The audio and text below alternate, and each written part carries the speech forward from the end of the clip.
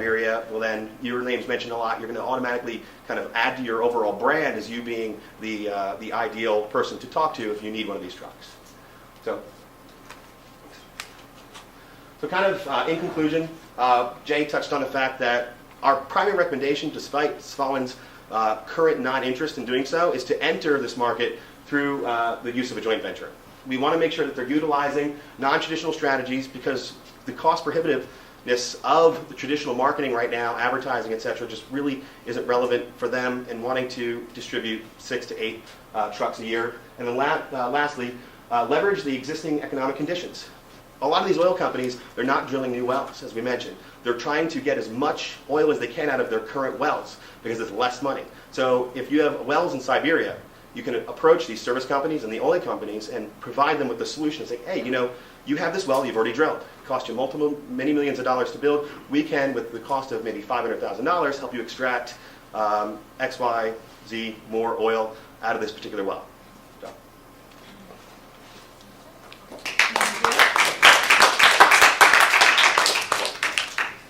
We have time for any questions. Awesome. All right.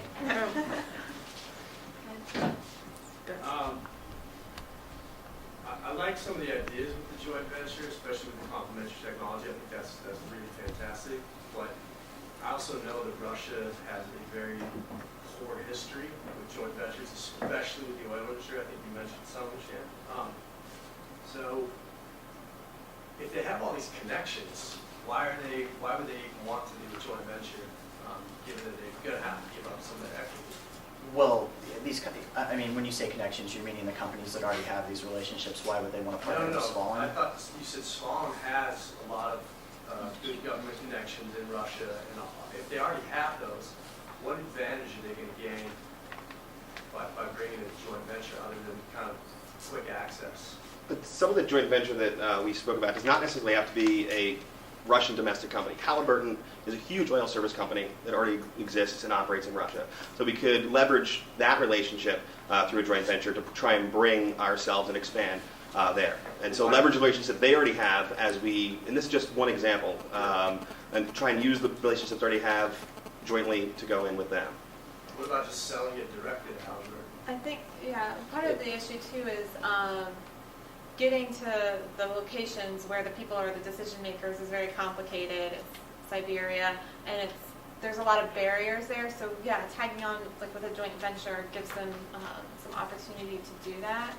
I don't think they want to incur the cost of having their own relocation personally. And the current economic environment is forcing them to open up to foreign investment. Like Putin's even made some remarks along those lines. So. If you think about it like construction, Clark, it's a big local construction company. They get a contract to build a building. But it's not necessarily Clark employees that are out there hammering and nailing and pouring cement. They're bringing in their subcontractors, right? So in the case of these oil fields, companies like Halliburton have the rights. So you're kind of encompassing like the subcontracting with joint venture. Exactly. Okay. Exactly. That's right. I have a couple questions. First is, if they were to enter the market by themselves as a private entity, what is the timeline in terms of starting a business or getting past the protection barriers and taxes and infrastructure? That seems like pretty intense.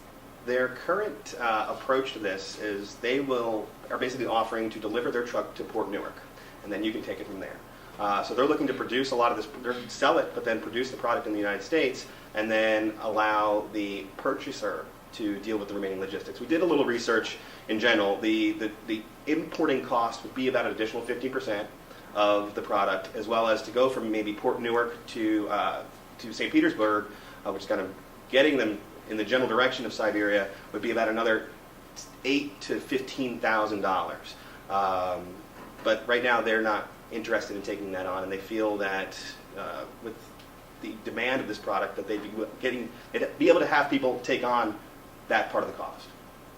Okay. And the other thing is, I read a paper, and one thing in this why you said is that it's not an environmentally friendly process from my CSR hat. Is there any environmental policy that you found during your research in environment, or do you think could affect the long-term success?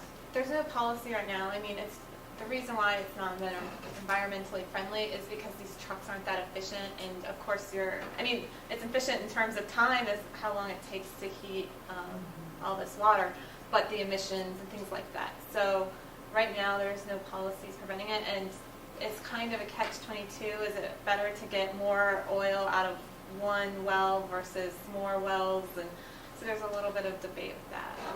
Then the fracturing process in itself is definitely not environmentally friendly. So, but environmental friendliness isn't really a main concern. It's not a for the concern of potential our customers. target customer. I think it's happening regardless. So from Svalin's perspective, they want to capture the market. A lot of this is being done with homemade trucks that are dangerous. So it's kind of like, if it's going to be done, shouldn't they be using proper equipment?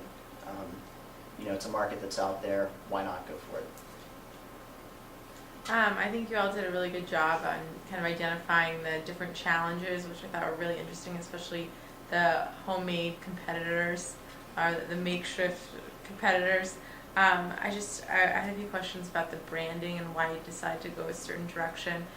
In your branding, you really emphasized quality and customization, but it looked like the Russian market is not really looking for quality if your competitors that they're using are homemade, and it didn't really look like they were looking for customization when they were just, kind of putting a heater on the back of their truck.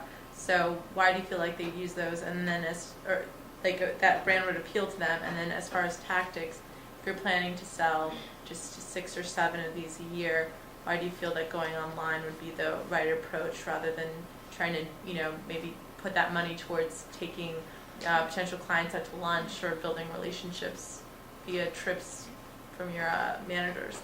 Well, to answer your first question, I think kind of low quality